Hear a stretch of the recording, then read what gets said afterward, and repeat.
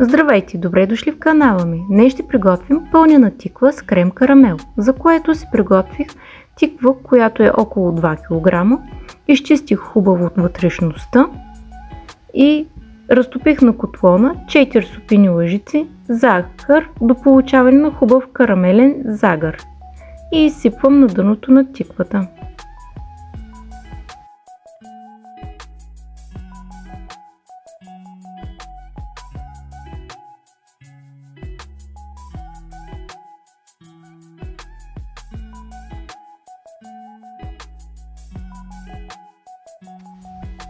За крема разбивам 4 яйца с 500 мл прясно мляко и 1 чайна чаша захар.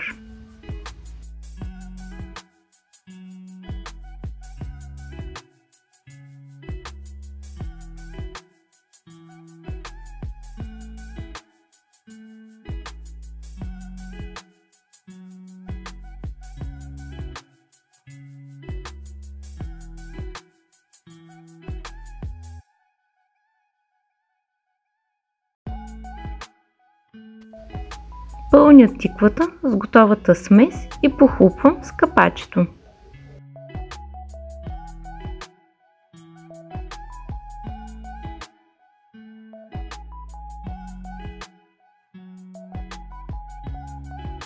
Слагам тиквата в дълбока тава, в която наливам студена вода почти до средата. И слагам в студена фурна на 160 градуса и пека за около 2 часа и половина.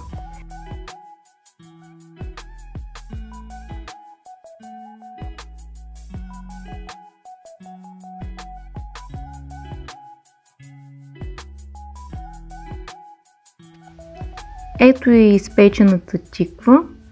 Оставям я да се охлади за една нощ, за да може крема да стегне хубаво. Бон апетит!